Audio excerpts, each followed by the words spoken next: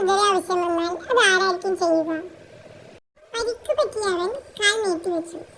ഒരാൾ അതിൽ തൊട്ടു നോക്കിയ ശേഷം കാൽ വൃത്തിയാക്കി. ഉടനെ തന്നെ സർജറി ആരംഭിക്കുകയും ചെയ്തു.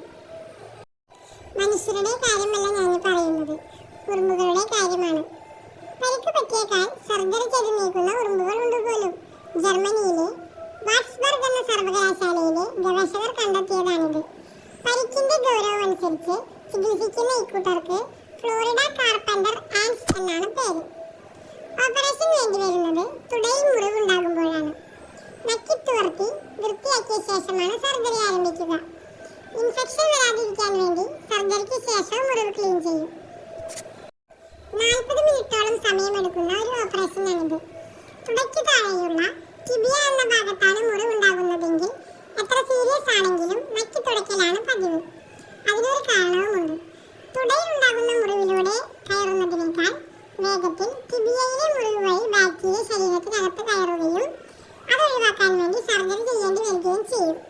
അതത്ര എളുപ്പം കഴിയാത്തതിനാലാണ് ഉറുമ്പ് ഡോക്ടർമാർ ഇത് ഒഴിവാക്കുന്നത്.